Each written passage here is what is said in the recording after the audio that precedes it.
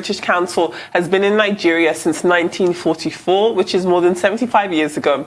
Since then, they have impacted the lives of millions of Nigerians through several programs and partnerships, creating opportunities, building connections, and engendering trust.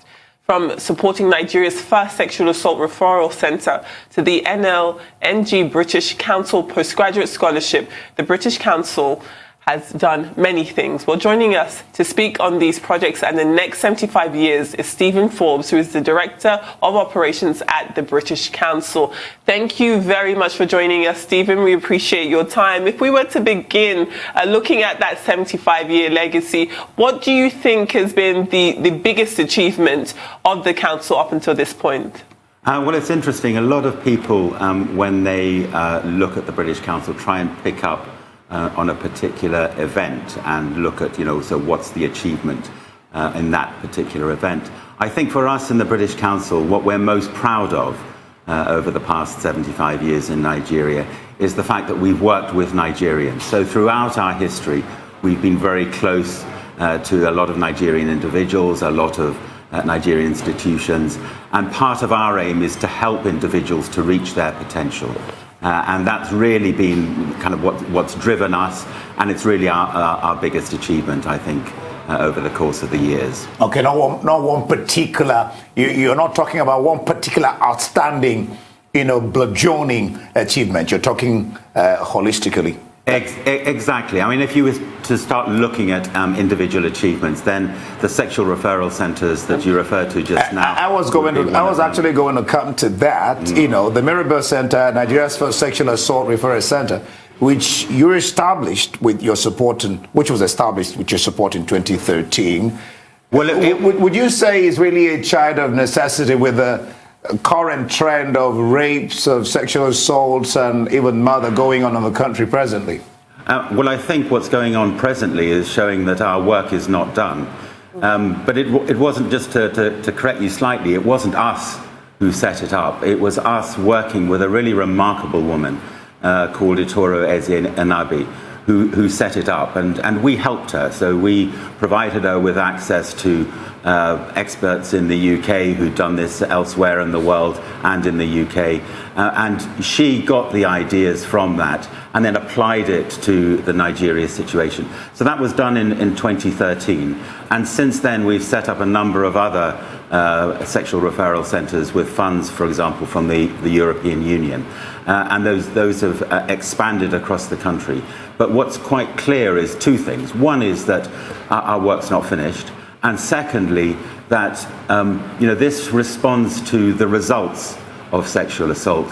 Where we also need to put a lot of work in is dealing with the problem in the first place, dealing with the causes of sexual assault. And on that note, not to focus specifically on rape, but I know that part of the work the British Council has been doing has been the training of teachers in Nigeria for Nigerians. Can you tell us a bit more about that process? Why the British Council thought it was important to them to focus on education at that level? Yeah, so our remit, and when we were set up in the first place, back in the 1930s, our remit was very much focused on education, but education in its broadest sense, not just about schools, but also ongoing education, lifelong education, training for entrepreneurs, which your previous speaker was talking about. All of that training we do. Now, in each country that we work, we have to focus on particular areas. We've got limited funds. We work with others to get funds, but there's still always a limit on resources. So we focus on particular areas. And in Nigeria, one of the areas that we focused on is working with individual schools, often pairing them up with the UK in order to try and drive and develop that international connection, that access to best practice elsewhere, and to try and help build up the school expertise and the teachers' expertise in schools across Nigeria. How do you determine or select the schools you work with, Yeah, how do you do that? It's quite an involved process. So it's partly self-selecting. So, very often schools will put themselves forward. And then there's a kind of criteria that we go through in order to match them up with schools in the UK. And schools in the UK have been through a similar sort of process. They also apply, they also kind of have to demonstrate their interest. And what we're looking for very often is, kind of access to information, keenness to understand other ways of doing things, the impact that we can make. So what difference will this pairing make? So a very well-endowed school with a lot of international connections already is probably going to benefit less than a school in a more remote area that's really hungry for international connections but hasn't had that opportunity up until that point. So it's quite an involved and long process to get there. And the reason why it's a long process is because when we get to the actual project, we want to make sure that the schools are up and ready to run straight away. Another one of your, oh yeah, definitely interesting. Another one of your projects, or something that we wanted to talk to you about, is the Thanks to You campaign. If you could tell us more about what it is and what it is that campaign seeks to achieve here in Nigeria this year. Yeah. So the Thanks to You campaign is a celebration of our 75 years in Nigeria. We were set up in June 1944. Now, if you think back, June 1944 was the time that the Allies were invading Normandy in France towards the end of the Second World War. So this huge war was going on in Europe. And at the same time, there were officers of the British Council who came up to set out the first office in Lagos, in Nigeria. Now, what I think that demonstrates is that even in times of crisis, even in times of great upheaval, you need to start thinking about the future. You need to have your eye on what's coming up next. And we're going through another kind of crisis now. And for us, it's also about thinking about the future. What's the world going to be like after the current crisis is over? How will it change? How will working lives change? What does it mean to the kind of work that the British Council does? Now, the Thanks to You campaign is all about saying, well, the British Council has been in Nigeria for 75 years, but as I said at the beginning, it's really about partnerships. It's working with other people, other institutions. It's about working in Nigeria with Nigerians. And we couldn't have been here successfully, effectively for 75 years without the contributions of all our partners. So partly it's to say, okay, thanks very much for everything that you've done in partnering with us. Let's look back and kind of be thankful for what we've done and what we've achieved, but let's also look ahead. So look ahead to the next 75 years. We're going through a time of upheaval. Let's also start planning for the future. And again, that will be thanks to our partners and to the individuals that we work with. Yes, one can't really say thank you enough. It's very key. One of your programs is the NSRP, Nigeria Stability and Reconciliation Program. What is the purpose and aim of this program, and who is it actually targeted at? Yeah, the NSRP program is actually finished now. So that was a program that we were running with help from the UK's Department for International Development. But although it's ended, it's kind of merged into a new program which is now funded by the European Union, looking at two things, looking at assisting with the rule of law, implementing the rule of law in Nigeria, and also looking at ways of managing conflict. So conflict between communities, for example, conflict in some of the areas up in the north of Nigeria. How can the British Council help? Now, we don't get involved directly in, for example, negotiating or brokering peace. But what we do is we provide organizations with the tools in which to do that. And we provide people with access to how to improve your access to the law, to the recourse to the law. What are the legal remedies that you can find, and how do you go about achieving them? So it's a kind of step back. We're not directly involved, but again, we're helping other institutions and individuals to do that. Fine, peace. Stephen, I know you mentioned intervention and also it being on a I guess a holistic, taking a holistic approach to intervention, but I wanted to ask you, I think often when we talk about foreign intervention in Africa, or specifically here in Nigeria, that's also come off the back of exploitation. And so after a 75-year history with the British Council being in Nigeria, in what ways do you think the British Council has made efforts to distance itself from any type of colonial past and making sure that its presence in Nigeria is for the betterment of Nigerians?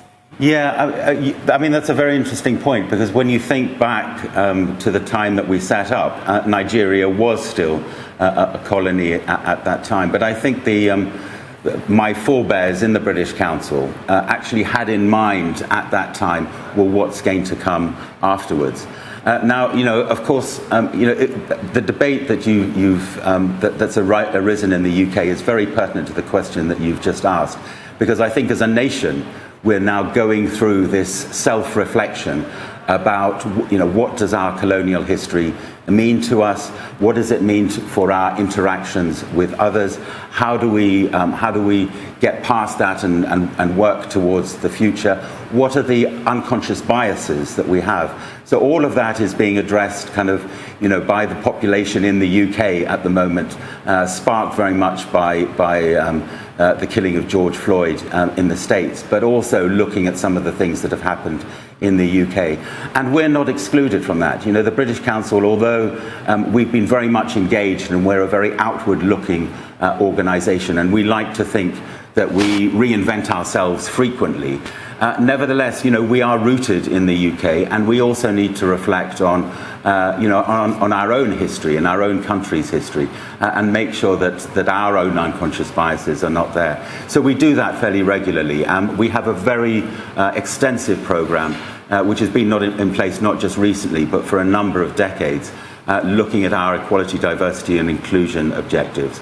And that includes looking at how do we make it more fair for people. It's really at the crux of it. It's about fairness, making it more fair for our own employees, making it more fair for how we interact with others, but also thinking about our programs. Are our programs coming at it from a kind of colonial mindset, or are we trying to engage with people and find out what they really need and where we can help? And part of the absolute core of the British Council is that we work with mutuality. So everything that we do is not supposed to benefit just Nigerians. It's also supposed to benefit the UK. And what that means is that there's a two-way process. So we come to it with our history, with our past, with our biases, but so do Nigerians. And that kind of interaction and the enforcement of, making sure that we have that mutual benefit means it is a two-way process. We're not just coming at it, with a sort of paternalistic view of what's best for Nigeria. And that's not only kind of addressing the problems that you've talked about, up from our history, but it also makes for better programming. If we have good involvement from the people who will benefit from the programs are better, without question. Give and take relationship, a meeting point. Absolutely. Here and there. All right. How do you? I'll drop this question, and if you can, we'll get back to it. How is the British Council relating to what's happening in the world right now? It's also dovetailed to Britain, the killing of George Floyd, the question of slavery, and then bringing down so many relics of the past that remind people of how it used to be then. But I'm going to put you on pause now, because you will not be able to take that question. But when we get back, Steve, you will then take that question. You're still watching the morning show. We've been discussing with Stephen Forbes, Director of Operations at the British Council. We'll be back in a bit. Stay with us.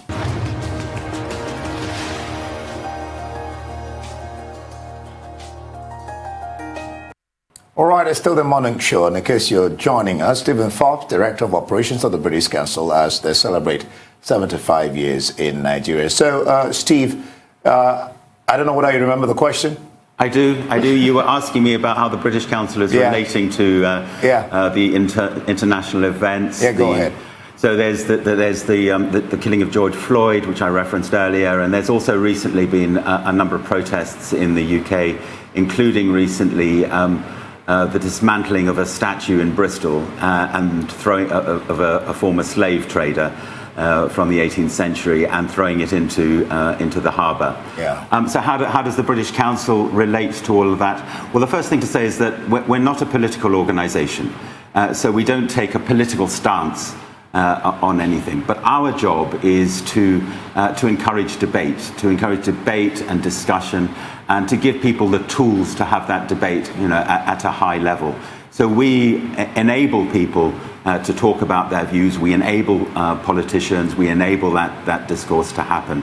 But we don't get involved with it directly ourselves. And the reason why we don't is because, if we commented on this particular issue, George Floyd, for example, it didn't happen in the UK, it didn't happen in Nigeria, it's happened in another country. But if we comment on that, then if something happens elsewhere, which is a highly politicized issue, we might be required to comment about that as well.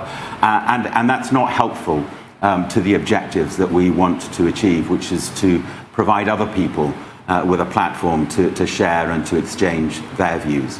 Where it has really affected us, though, is in kind of our internal processes. So we have, this equality, diversity and inclusion move in the British Council to make sure that we are not in any way discriminating on the basis of race or gender or sexuality or age or any of those things.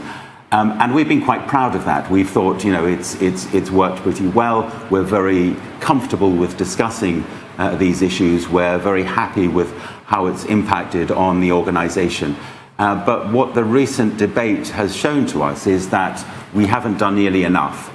And we need to do more, both in terms of kind of understanding some of the problems, some of the issues, some of the feelings that have been kind of suppressed for a while. And we need to kind of get those out into the open. But it's very much focused on ourselves as an organisation and the debates that we're having internally to make sure that that the people who represent the British Council externally are representative of the UK as a whole, where it is now, and that there's a plurality of views within the British Council management structures, that our workforce is sort of fully behind what we're doing and understands what we're trying to achieve. And by doing that, by kind of looking internally at ourselves, I hope that will make us better placed to enable other people, other organizations to do the same. All right.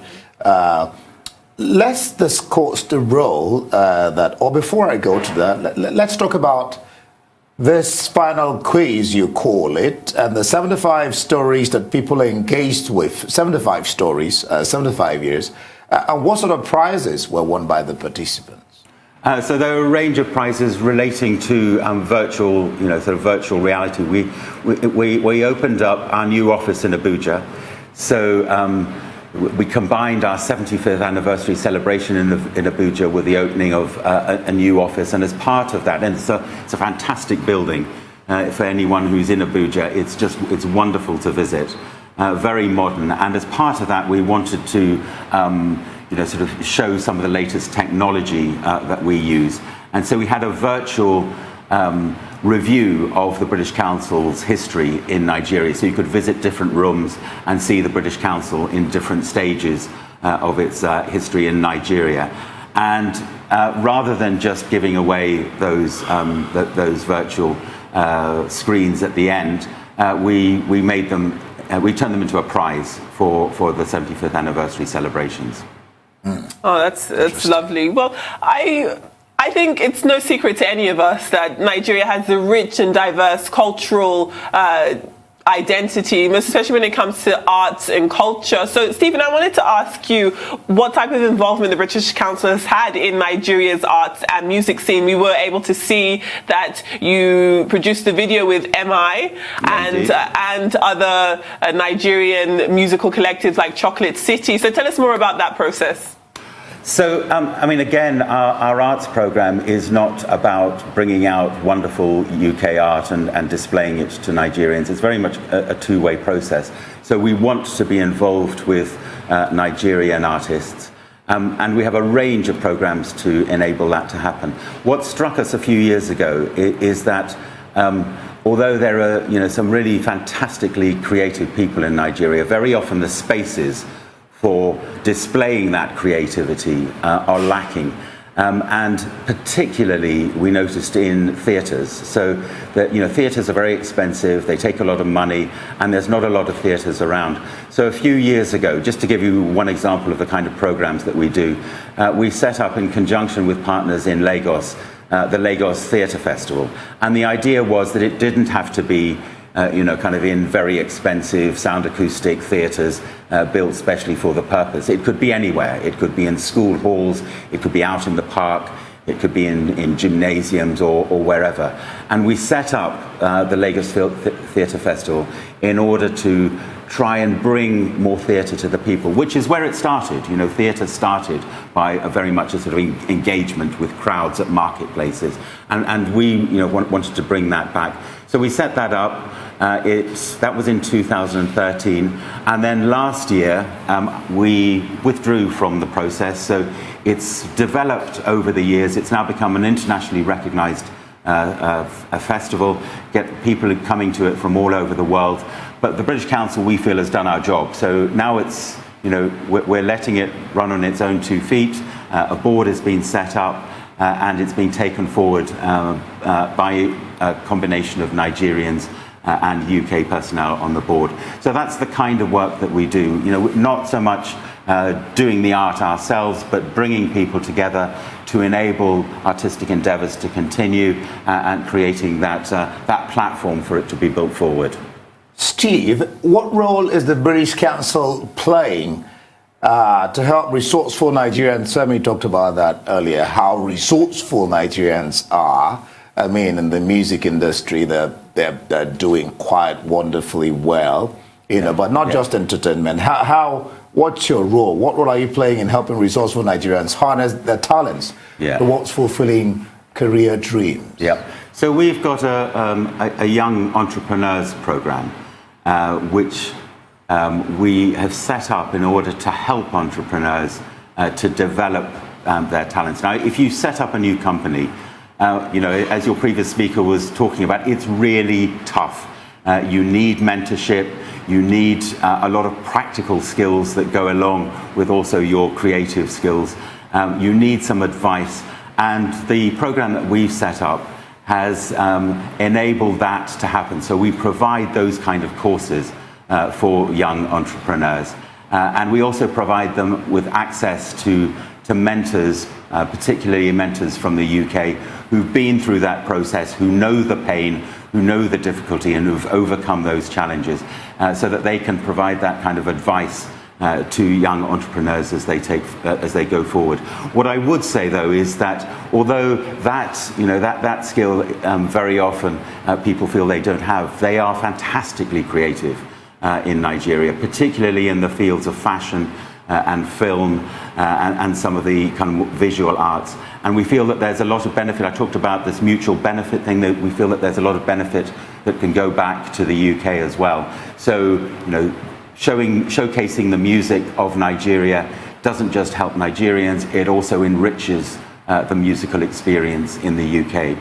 One other point I'd just like to add, and that is that very often for creatives, one of the key things is copyright. You can create a wonderful piece of work and then find it's stolen, or you produce a very expensive film and then it's video copied around the world and you get no benefits from any of the royalties. So one of the things that we're looking at with the entrepreneurs is, how do you protect your creation? The work. How do you make sure that you get the benefit from all the efforts that you've put into it?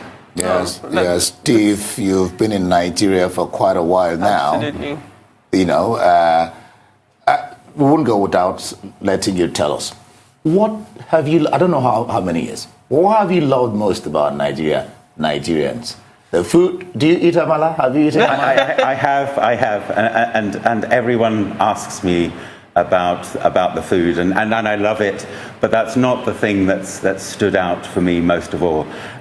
What's really stood out for me has been the sense of humour of Nigerians. I mean, I go to the office, and most of our staff, almost all of our staff, are Nigerians, and it's a laugh a minute. It's there's always something going on. There's always jokes. There's serious work but there's always sort of time down and people relaxing and enjoying the company. And what we're missing most in this period of isolation and lockdown is not having that kind of connection with our staff. That kind of we're still doing the work, we're still kind of really concentrating on that. But I'm missing that opportunity just to engage with people and have a good laugh. I definitely understand that. Well, what can we expect from the British Council as we look forward? Would it be another 75 years or more? Is it less time? Are there plans to leave Nigeria? What can we expect from the British Council? Well, I mentioned that we've just opened up a new office in Abuja. We're also investing in new premises in Port Harcourt. So we're here to stay for as long as Nigeria will have us. In terms of what's coming up next, well, that's a very interesting question, and we're looking at that. I was in a meeting with some colleagues yesterday, looking at what the world might be like, what Nigeria might be like after this period, and what we need to do in response to that. One of the things, for example, that we're looking at is, we had a library, a physical library in Nigeria a while ago. We don't have that anymore, but one of the things we're looking at is whether we can have a virtual library, which enables people to access books and magazines and so on. So there's a number of ideas. We haven't firmed up any of them yet, but watch this space. All right. Interesting discussing with you, Steve Phelps, the Director of Operations, British Council of Nigeria. Thank you for your time. Thank you very much.